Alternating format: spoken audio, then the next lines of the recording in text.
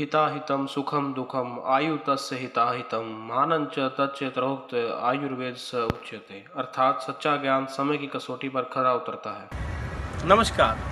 हमारे भारत में प्राचीन काल से जंगलों में पैदा होने वाली वनस्पतियां और औषधियों को हमारे ऋषियों ने औषधि के रूप में प्रयोग किया है।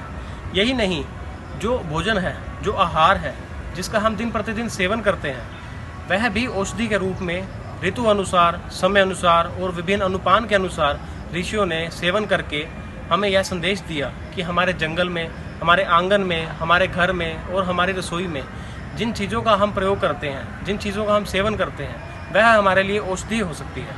वह औषधि का रूप है, वह हमें जीवन दे सकता है। यह संदेश हमें ऋषियों ने दिया। तो आइए अब हम जानते हैं कुछ गुणकारी औषधियों के बारे में। यह कनेर का पौधा भारतवर्ष में मंदिरों, उद्यानों और गृह वाटिकाओं में फूलों के लिए लगाया जाता है। इस पर वर्ष परिवर्तन फूल आते हैं। इसकी 3 प्रजातियां होती हैं, लाल, श्वेत और पीली कनेर। यह कफवात शामक है तथा वेदन, विदाही तथा भेदन है, इसलिए यह उदर रोगों में प्रयुक्त होता है।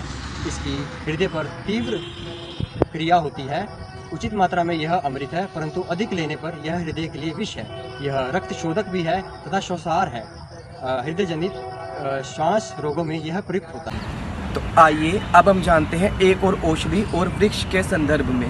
हमें इस धरती ने बहुत कुछ दिया है। यदि इन प्राकृतिक संपदाओं को हम कहीं ढूंढने जाएं तो हमें कहीं भी नहीं मिलेगी। इससे हमें इन प्राकृतिक संपदाओं और औषधीय वृक्षों के मूल्य का पता चलता है। तो आइए अब हम जानते हैं आंवले के विषय में। आंवला एक बहुत ही गुणकारी औषधि है। यदि इसके प्रयोगों का वर्णन मैं शब्दों में करना चाहूँ तो मैं कर भी नहीं पाऊँगा।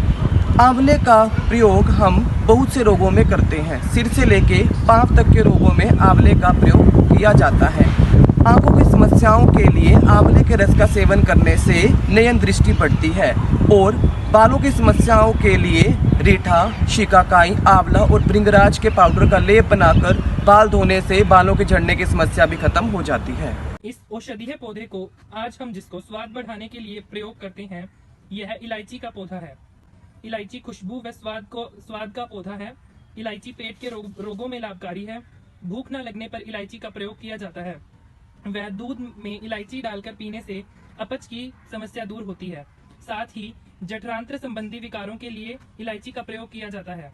अतः स्वस्थ व निरोगी जीवन जीने के लिए आयुर्वेद को अपनी जीवन शैली में अपनाएं।